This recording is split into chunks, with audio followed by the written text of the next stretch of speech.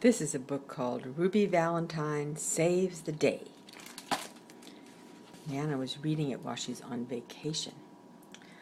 High above the hills of the heartland, just beyond the township sign, with her feathered friend named Lovebird, lived Ruby Valentine.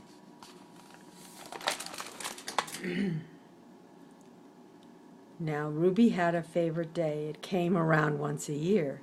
As she settled into her house, Valentine's was drawing near. So she decided to throw a party, and without a moment's hesitation, she and Lovebird sat down and with the designation. See, she's all ready to make fabulous. Those are like pictures like Ibby and Tayeb sent to Nano. It's a party on February 14th. It's also known as Valentine's Day. Please join me at my house to eat and drink and play. I'll await your RSVP that says you'll be mine. I can't wait to celebrate. Ruby mailed the invitation, then hugged Lovebird with affection. She told her feathered friend they'd plan this party to perfection. She and Lovebird hung new curtains. They scoured every nook. They decorated room by room and began to bake and cook. That's like Nano does when she comes to your house, is bake and cook. When they tidied up outside, Lovebird clung to every feather. Ruby shivered with excitement or the possibility of bad weather.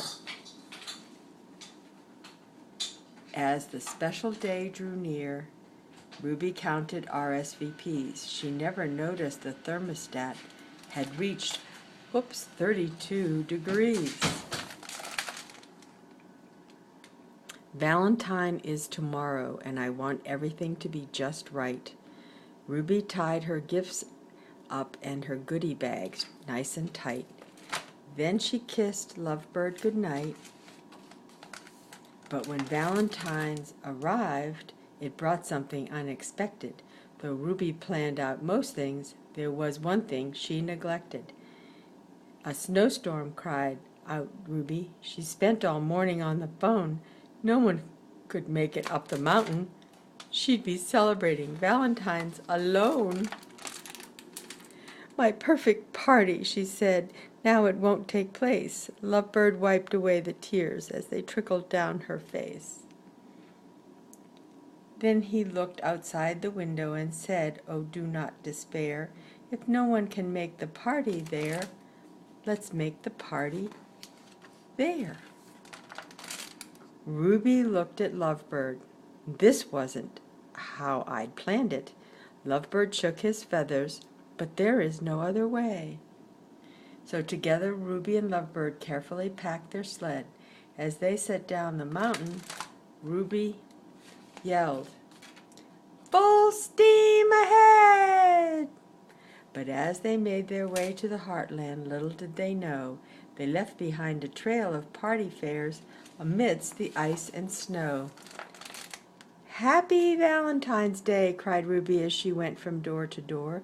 She gathered everyone in Heartland from every schoolhouse and store. "Time to celebrate!" cried Ruby. "We have a party in the town square." Then, horrified, she realized her sled was dry and bare. Ruby wrung her hands together. "I've made a big mistake.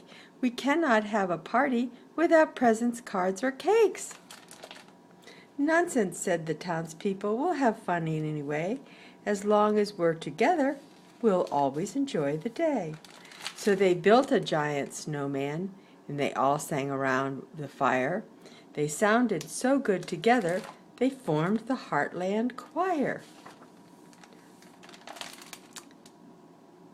Everybody loved the holiday, but Ruby most of all. It wasn't what she'd planned, but she truly had a ball. In the end, everyone thanked her and said, "You saved the day." Ruby smiled from ear to ear. She had something to say. "I've always loved Valentine. You know that that is true. Though I celebrate it every year, today I learned something new. Planning the day out to perfection is not what makes it great.